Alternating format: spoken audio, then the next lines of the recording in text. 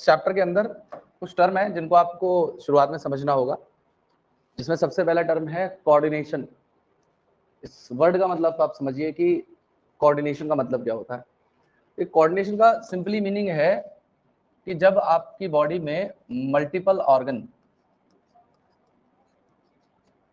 Synchronised वे में function करने लग जाएं, उसी चीज को कोऑर्डिनेशन कहा जाता है। इसका बहुत इजी सा एग्जांपल है जो आप लोग पढ़ के भी आए हो पहले। जैसे सपोज करो, अभी मैंने आपको बताया था कि आपने फूड इनटेक किया है और फूड इनटेक करने के बाद में आपके ब्लड शुगर बढ़ गया, तो उस ब्लड शुगर के रिस्पॉन्स में आपका इस चीज को सेंस किया जाएगा किसके द्वारा? ब्रेन के द्वारा। ब्रेन फीडबैक देगा किसको? पैनक्रियाज को। पैनक्रियाज रिलीज क्या करेगा? इंसुलिन। इंसुलिन जाके किसके ऊपर एक्ट करेगा? सेल्स के ऊपर, टिश्यूज के ऊपर, ऑर्गन के ऊपर। तो यहाँ पे देखिए, आप एक पर्टिकुलर टास्क को कंप्लीट करने के लिए 1, 2 और 3, और इसमें तो मल्टीपल कई ऑर्गन इन्वॉल्व हो गए। तो जब बहुत सारे ऑर्गन्स एक साथ कोऑर्डिनेटली फंक्शन करने लग जाएं, उसी चीज को बेटा कोऑर्डिनेशन कहा जाता है। और इंटीग्रेशन का मतलब यहाँ पे ये है कि जो हमारे बॉडी के अंदर हार्मोन का सिस्टम है, जो हमारी बॉडी के अंदर हार्मोनल सिस्टम है या हार्मोन मैकेनिज्म है, वो इंटीग्रेटेड होता है न्यूरल मैकेनिज्म के साथ में या न्यूरल सिस्टम के साथ में। मतलब कहने का ये है कि हमारा जो नर्वस सिस्टम है और हार्मोनल सिस्टम है, ये एक दूसरे के साथ में इंटीग्रेटेड है, दोनों मिलके काम करते हैं। नर्वस सिस्टम और हार्मोनल सिस्टम दोनों मिलके हमारी बॉडी के अंदर काम करते हैं, और ये दोनों मिलके क्या करेंगे? हमारी बॉडी के अंदर होम्योस्टैसिस को अचीव करने में हमारी मदद करेंगे। होम्योस्टैसिस का मतलब होता है हमारी बॉडी के कांस्टेंट इंटरनल एनवायरनमेंट को मेंटेन करने में ये दोनों का काम होता है। तो ये तो जो अभी तक मैंने बताया, ये दोनों तो इस चैप्टर के नाम के बारे में बताया कि इन दोनों बातों का मतलब क्या है। और केमिकल से मतलब है यहाँ पे केमिकल मैसेंजर्स के बारे में। केमिकल मैसेंजर हमारी बॉडी में होते हैं हॉर्मोन्स बेटा। तो हमारी बॉडी के अंदर केमिकल मैसेंजर होते हैं हॉर्मोन्स, और उन्हीं हॉर्मोन्स की वजह से कोऑर्डिनेशन हो रहा है और इंटीग्रेशन तो आप समझते ही हो। अब आ जाते हैं इसके अंदर, इन हॉर्मोन्स को सिक्रीट करने के लिए हमारी बॉडी में होती है बेटा ग्लैंड्स। तो ग्लैंड्स को कैसे डिफाइन किया जाए? तो ग्लैंड को बोलते हैं कि एक ग्रुप है स्पेशलाइज्ड सेल का। Glands are group of specialised cells which produce, या आप तरीके से कह लीजिए synthesize, which produce या synthesize and secrete hormones। तो मैंने बताया कि ग्लैंड्स ग्रुप है स्पेशलाइज्ड सेल्स का जो प्रोड्यूस करती हैं और सिक्रीट करती हैं हार्मोन्स को। अब हमने क्या किया हुआ है, ग्लैंड्स को 3 कैटेगरी में बांटा हुआ है कि वो किस तरीके के सिक्रीशन को रिलीज करती हैं। जैसे कि एक ग्लैंड्स होती हैं जिन्हें बोला जाता है एंडोक्राइन ग्लैंड, दूसरी ग्लैंड होती हैं जिन्हें बोला जाता है एक्सोक्राइन ग्लैंड, और एक तीसरे टाइप की ग्लैंड होती हैं जिन्हें कहते हैं हम हेटेरोक्राइन ग्लैंड्स। ये 3 ग्लैंड्स हैं जो मैंने आपके सामने लिखी। अब इन तीनों के बीच में क्या डिफरेंस होगा?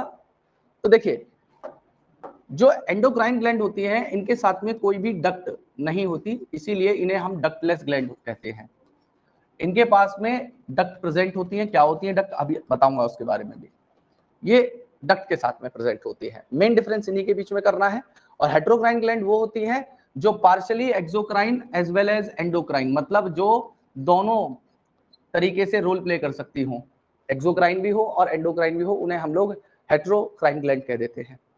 अब एक्सोक्राइन ग्लैंड के बारे में सुनिए तो आपको डक्ट के बारे में आपको थोड़ा सा आइडिया मिल जाएगा। देखिए, आपके सबसे बेसिक एक्सोक्राइन ग्लैंड है आपके माउथ में सलेवरी ग्लैंड।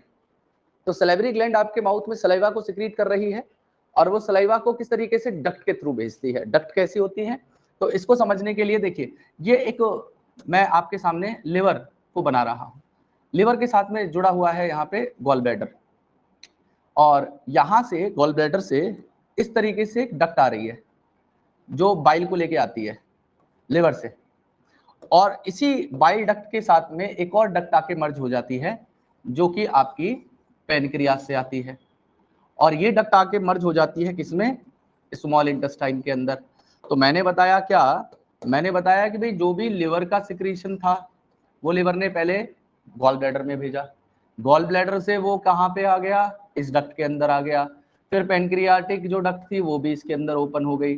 अब इस पूरी डक्ट को मैंने नाम दे दिया hepato pancreatic duct, hepato pancreatic duct. और ये हेपेटो पैनक्रियाटिक डक्ट कहाँ पे आके ओपन हुई, स्मॉल इंटेस्टाइन के अंदर आके ओपन हुई। तो ये जो पाइप है जिसके थ्रू ये सिक्रीशंस को स्मॉल इंटेस्टाइन के अंदर भेजा गया है, यही चीज आपकी क्या कहलाएंगी, डक्ट कहलाएंगी। यही चीज क्या कहलाएंगी, डक्ट कहलाएंगी। क्लियर है मेरी बात? तो ऐसी डक्ट आपको केवल किस में मिलेंगी, एक्सोक्राइन ग्लैंड में मिलेगी। एंडोक्राइन ग्लैंड के अंदर आपको कोई भी डक्ट नहीं मिलेगी। क्यों नहीं मिलेगी? क्योंकि एंडोक्राइन ग्लैंड अपने सिक्रेशन को ब्लड के अंदर रिलीज करती है, ब्लड के अंदर, और ब्लड आपकी बॉडी के अंदर सर्कुलेट हो रहा होता है, और उसी सर्कुलेटिंग ब्लड के साथ में जो एंडोक्राइन ग्लैंड के सिक्रीशन है वो आपके डिस्टेंट बॉडी पार्ट तक पहुंच जाएंगे। ठीक है, तो यहाँ पे मैं एक बात लिख दे रहा हूं कि एंडोक्राइन ग्लैंड जो होती हैं ये सिक्रीट करती हैं हॉर्मोन्स को into blood stream, blood stream के अंदर भेजा जाता है, और सर्कुलेटिंग ब्लड के थ्रू वो हार्मोन डिस्टेंटली ट्रेवल करता है,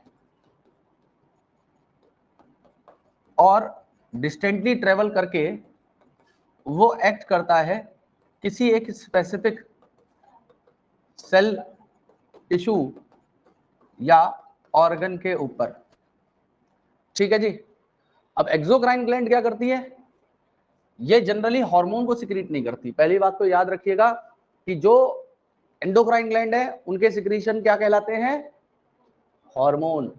एक्सोक्राइन ग्लैंड के जो सिक्रीशन होते हैं बेटा ये कहलाते हैं आपके एंजाइम्स, जैसे डाइजेस्टिव एंजाइम्स में pancreatic juice, bile juice, intestinal juice, उसके गैस्ट्रिक जूस, ये सारे के सारे जो जूसेस हैं ये सब कुछ नहीं है, ये एक तरीके के एंजाइम हैं, उनके अंदर बहुत सारे एंजाइम्स हैं, और वो एंजाइम का एक ग्रुप या एक तरीके से कह लीजिए कॉम्बिनेशन जूसेस कहला रहा है, और वो सब किससे रिलीज हो रहा है, एक्सोक्राइन ग्लैंड के द्वारा रिलीज हो रहा है, और वो एंजाइम किसके थ्रू रिलीज किया जा रहा है, डक्ट के थ्रू रिलीज किया जा रहा है। दूसरा डिफरेंस ये देखिएगा, इनके बीच में डिस्टेंस देखिए, अगर एंडोक्राइन ग्लैंड ब्लड के अंदर वो सिक्रीशन कर रही है तो ब्लड तो पूरी बॉडी के अंदर सर्कुलेट कर रहा है, तो वो जो ब्लड के अंदर भेजा गया वो तो पूरी बॉडी के अंदर उसको पहुंचा सकता है।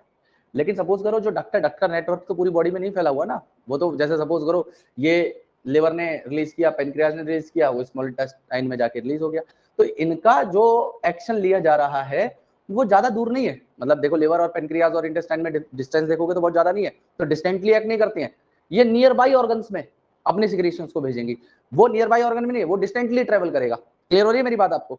तो यहाँ पे क्या हो रहा है, एक्सोक्राइन ग्लैंड के अंदर बोले तो ये बेसिकली सिक्रीट करती हैं हार्मोन्स नहीं कह के एंजाइम्स को या जूसेस को into duct, and duct carry secretions to nearby organs। ठीक है जी, ये एक्सोक्राइन के और एंडोक्राइन के बीच में पहला डिफरेंस। अब दूसरा डिफरेंस, एंडोक्राइन ने सिक्रीट किया था हार्मोन, इन्होंने सिक्रीट किया था हार्मोन, और ये जो हार्मोन इन्होंने सिक्रीट किया बेटा ये बहुत लेस अमाउंट में रिलीज किया जाता है, मतलब it does not needed in our body in very large amount, ये बहुत कम अमाउंट में रिक्वायर्ड होता है ये हार्मोन।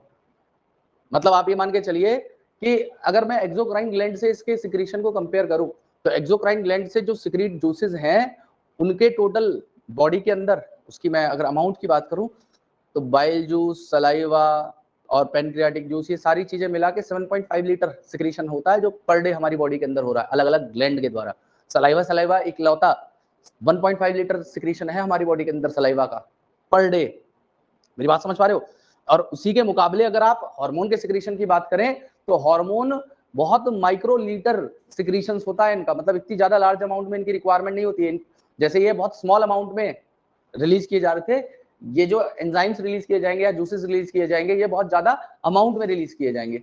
तो मैं यहाँ पे लिख दे रहा हूं कि यहाँ पे इनके जो सिक्रीशंस होते हैं वो लार्ज अमाउंट में होंगे, वो लार्ज अमाउंट में होंगे। मेरी बात आपको समझ में आ रही है? तो पहला डिफरेंस, ये ब्लड के अंदर सिक्रेट करेंगे, वो डक्ट के अंदर भेजेंगे। दूसरा डिफरेंस, डिस्टेंटली ट्रेवल करेगा, वो शॉर्ट डिस्टेंस ट्रेवल करेगा, नियर बाय ऑर्गन में होगा। तीसरा डिफरेंस, ये हार्मोन सिक्रेट करेंगे जो बहुत लेस अमाउंट में रिलीज होंगे और वो सिक्रीशन जो करेंगे वो बहुत लार्ज अमाउंट में होंगे। ठीक है जी। अब ये तो इन दोनों के ग्लैंड के बीच में डिफरेंसेस हो गए। अब अगला डिफरेंस इनके बीच में होगा कि भाई इनके एग्जाम्पल्स क्या क्या हो सकते हैं।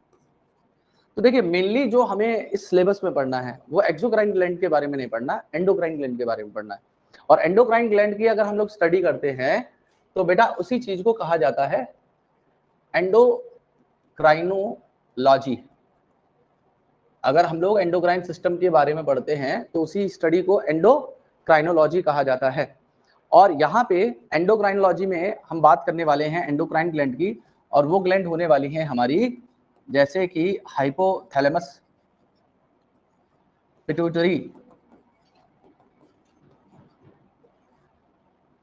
पीनियल,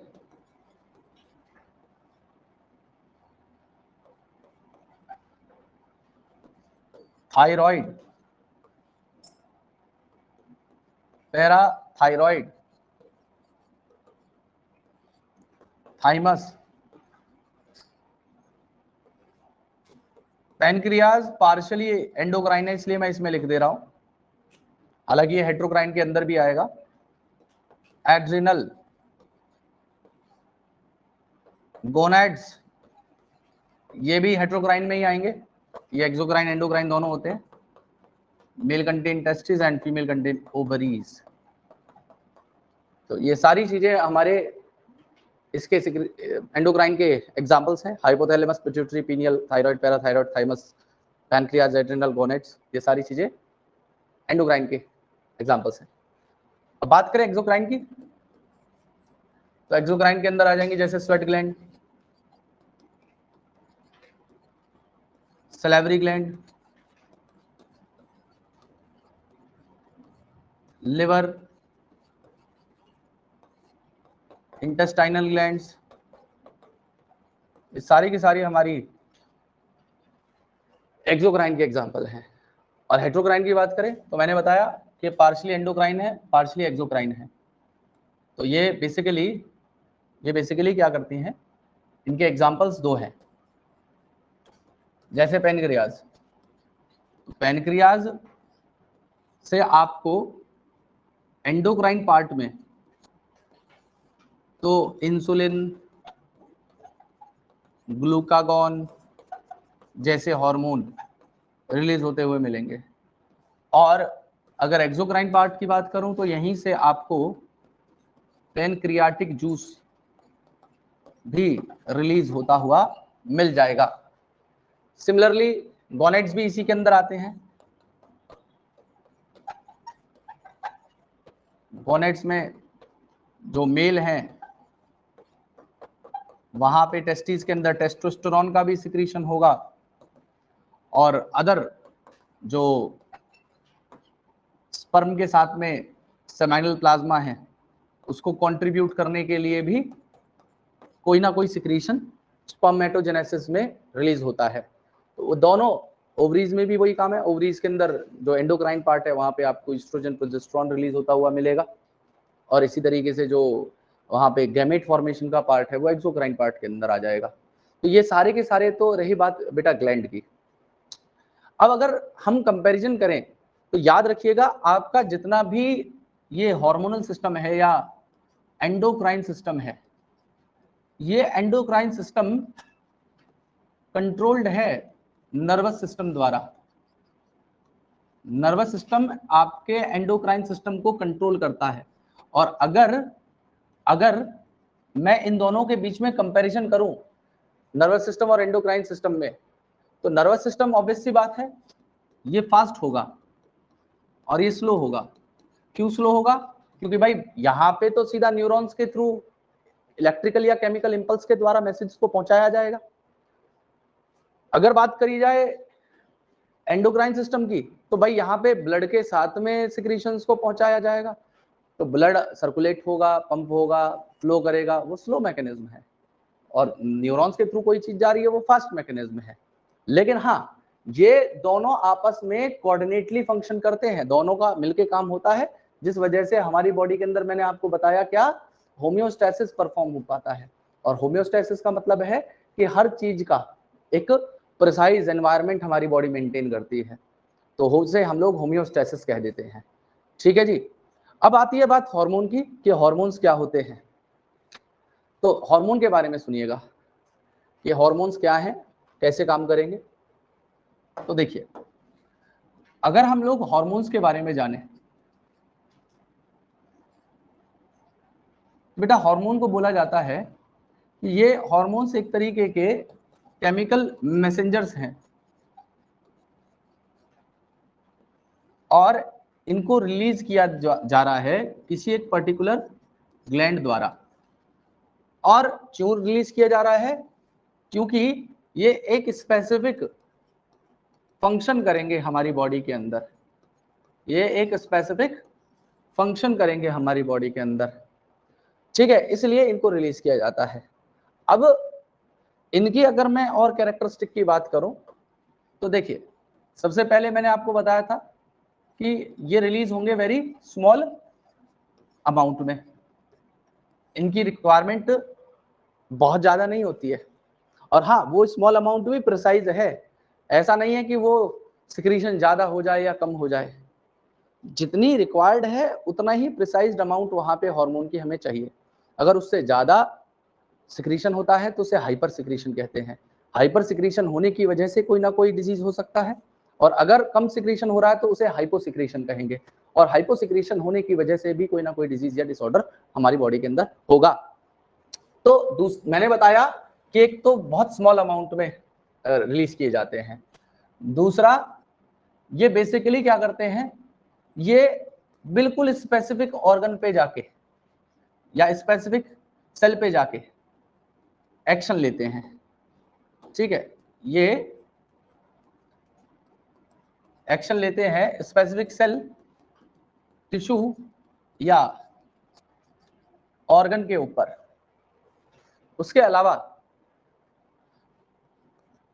बेटा ये हमारी बॉडी के अंदर फीडबैक मैकेनिज्म के अंदर काम करते हैं, ये हमारी बॉडी के अंदर फीडबैक मैकेनिज्म के अंदर काम करते हैं। फीडबैक मैकेनिज्म का मतलब ये है कि जब भी हमारी बॉडी के अंदर उस हार्मोन की रिक्वायरमेंट होगी तो उस हार्मोन को बना के रिलीज किया जाएगा, और जब उसकी कोई रिक्वायरमेंट नहीं होगी तो ऐसी कंडीशन में उसके सिक्रीशन को बंद कर दिया जाएगा, उसको जबरदस्ती रिलीज नहीं किया जाएगा। ये होता है फीडबैक मैकेनिज्म। उसके अलावा बेटा इनको रिलीज किया जाएगा ब्लड स्ट्रीम के अंदर, ब्लड स्ट्रीम के साथ ही ये चीजें ट्रेवल करेंगी। उसके अलावा यही हार्मोन हमारी बॉडी के अंदर होम्योस्टैसिस को मेंटेन करेंगे, यही हमारी बॉडी के अंदर होम्योस्टैसिस को मेंटेन करने का काम करेंगे। तो ये कुछ कैरेक्टरिस्टिक्स थी जो आपकी हार्मोन की हो सकती है। अब हमें करना क्या है, हमें जितनी मैंने यहाँ पे ग्लैंड बताई जो हमें पढ़नी है, वो ग्लैंड कौन कौन सी थी। सबसे पहले हमें ऊपर से नीचे की तरफ स्टार्ट करेंगे। तो सबसे पहले हमारी ग्लैंड थी हाइपोथैलेमस, दूसरे नंबर पे हमारी कौन सी ग्लैंड थी, पिट्यूटरी, तीसरे नंबर पे पीनियल, चौथे नंबर पे थायराइड, पांचवें नंबर पे पैरा थायराइड, छठे नंबर पे थाइमस, 7वें नंबर पे एड्रिनल, 8वें नंबर पे पैनक्रियाज और 9वें नंबर पे गोनेड्स। गोनेड्स में टेस्टिस और ओवरीज। ये सारे के सारे हमारी ग्लैंड्स हैं जिन्हें इंडिविजुअली एक एक करके पढ़ा जाएगा। अब एक चीज और याद रखिएगा, इस चैप्टर को मैं शुरू तो कर रहा हूं, ग्लैंड्स को भी शुरू कर रहा हूं। देखिए ये 3 ग्लैंड हैं जो आपके ब्रेन में है।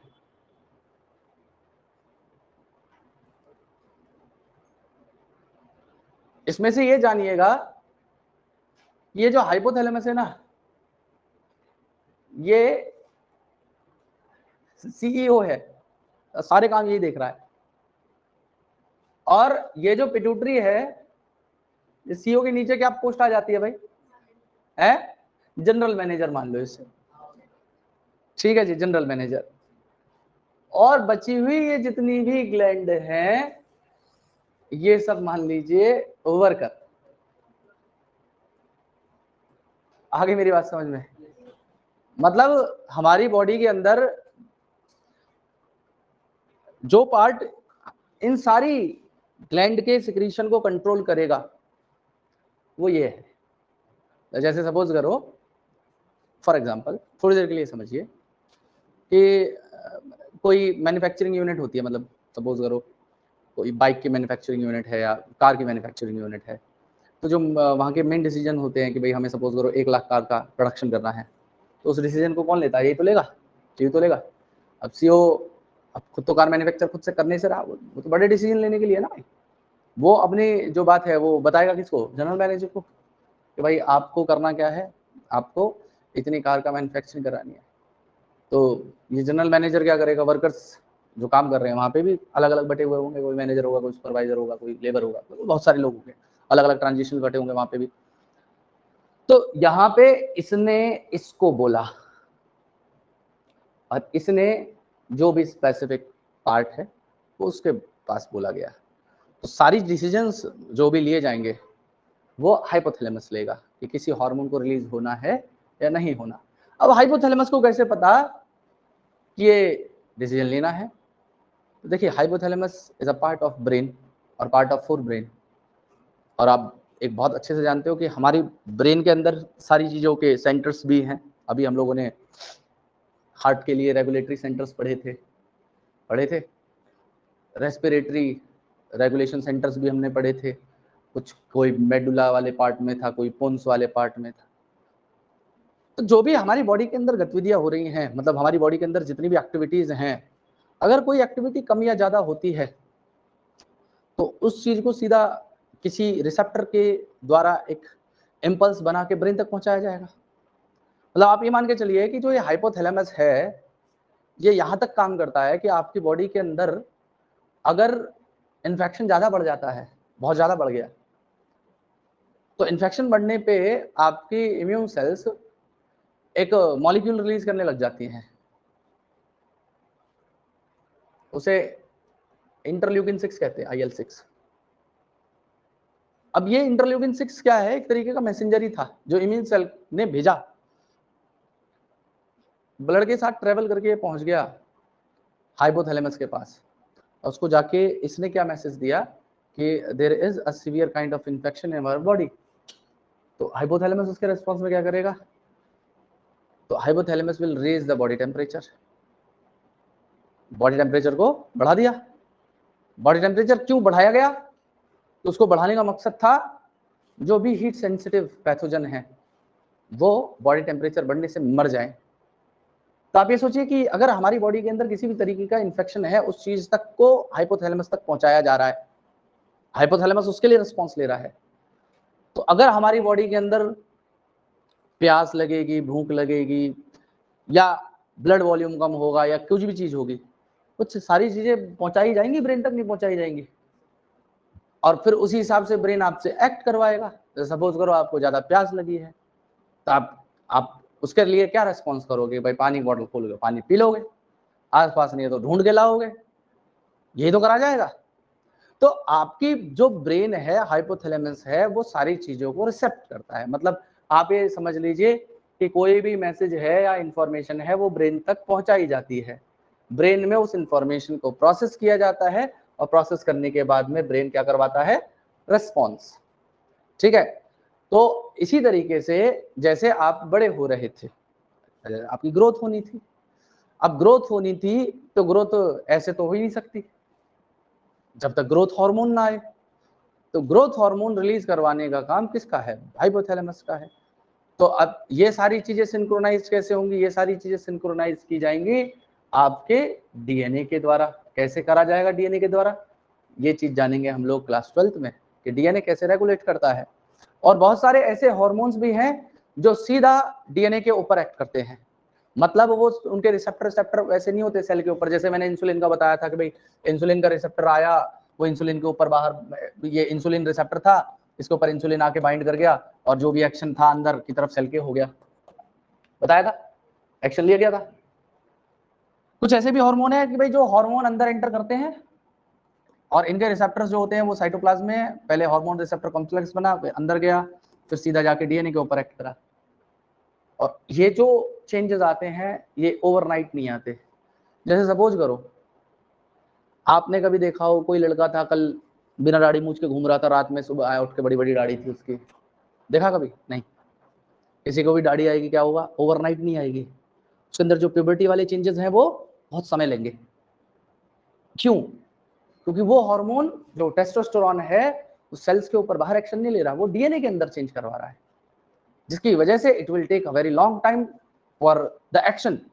लेकिन देयर आर सम हार्मोन्स जिनके रिसेप्टर सेल के बाहर हैं, तुरंत आए बाइंड करे एक्शन हो गया।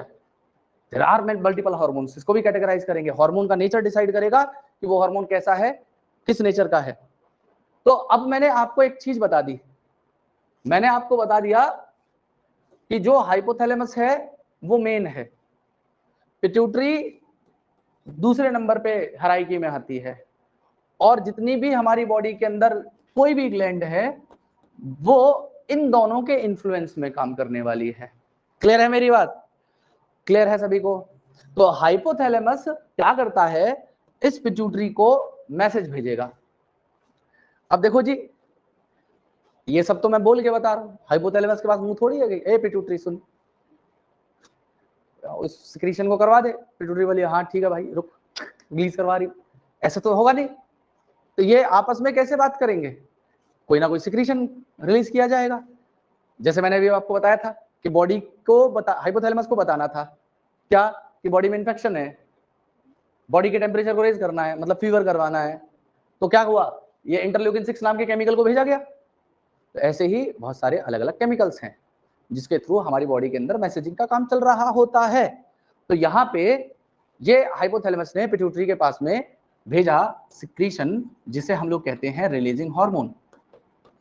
अच्छा, रिलीजिंग हार्मोन अगर भेजा जाएगा, रिलीजिंग हार्मोन अगर भेजा जाएगा तो पिट्यूटरी उसके रिस्पॉन्स में स्टिमुलेटिंग हार्मोन भेजेगी। क्या भेजेगी?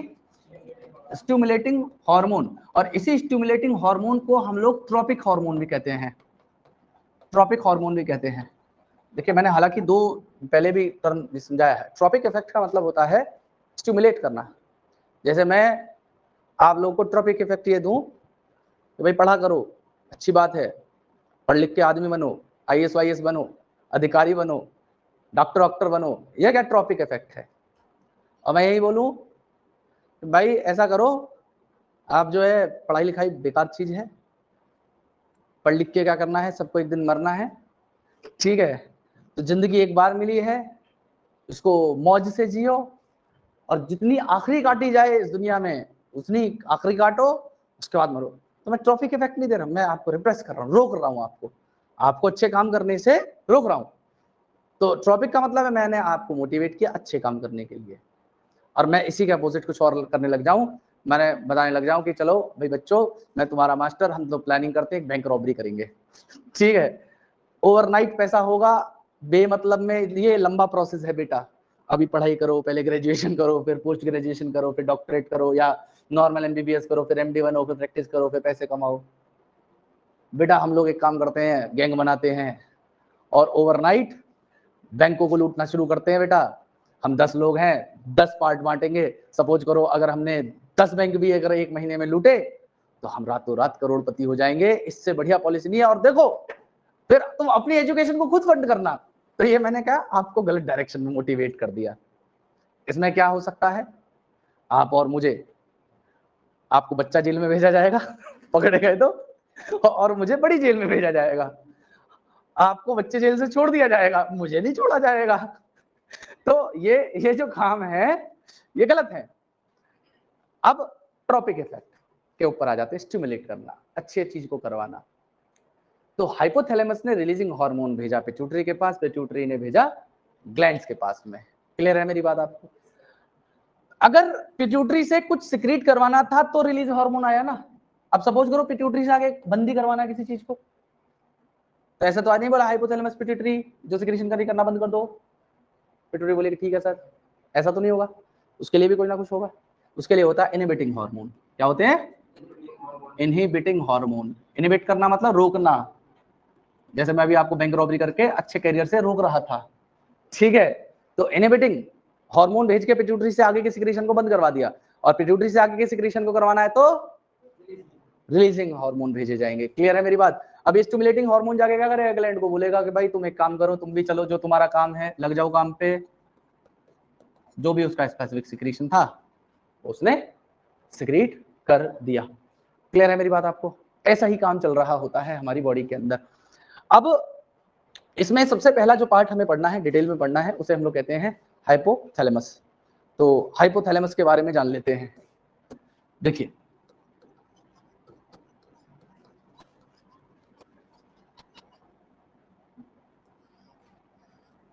हमारी बॉडी के अंदर ना एक पार्ट होता है जिसे थैलेमस कहा जाता है। बॉडी के अंदर ब्रेन का एक हिस्सा है, फोर ब्रेन का एक पार्ट है थैलेमस। अगर सपोज करो ये थैलेमस है, इसका जो टॉप मोस्ट पार्ट है उसे कह देंगे एपी, नीचे कह देंगे हाइपो, और ये है थैलेमस। तो ऊपर वाला हो गया एपीथैलेमस, नीचे वाला हो गया हाइपोथैलेमस। क्लियर है मेरी बात आपको? तो हाइपोथैलेमस की सबसे पहले लोकेशन की बात कर लेते हैं कि हाइपोथैलेमस की लोकेशन क्या होती है। तो इसकी लोकेशन है, it is present on base of diencephalon. देखिए डाइनसेफेलॉन, प्रोजेंसेफेलॉन, मेसेंसेफेलॉन, टीलेंसेफेलॉन, रोम्बेनसेफेलॉन, ये सारी चीजें क्या होती हैं, ये जब न्यूरल कोऑर्डिनेशन पढ़ेंगे तो उस दौरान बताई जाएगी। अब ये जो डाइनसेफेलॉन है, आप ये जान के चलिएगा, diencephalon is a part of fore brain in which this hypothalamus part is present. और दिस हाइपोथैलेमस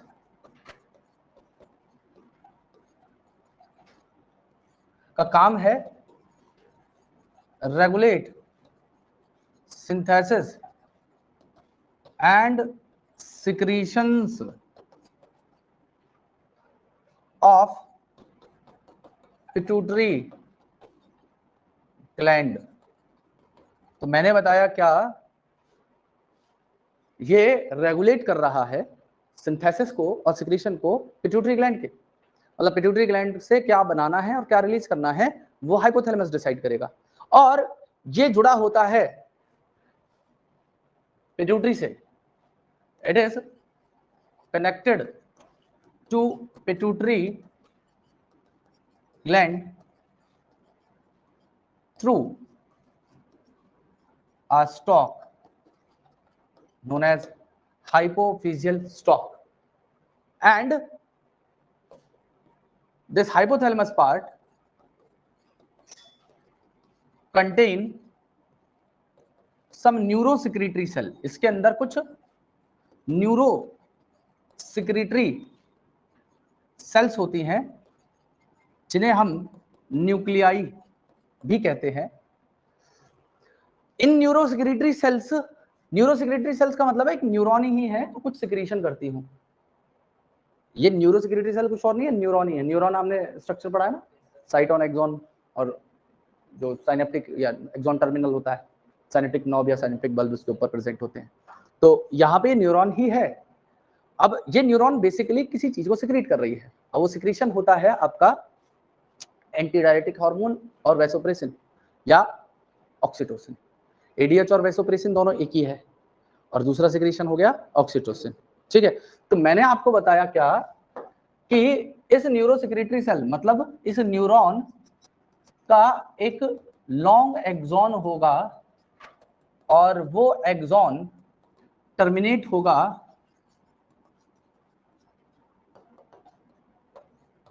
पोस्टीरियर पिट्यूटरी के अंदर। अब पोस्टीरियर पिट्यूटरी क्या है वो भी आपको बताया जाएगा।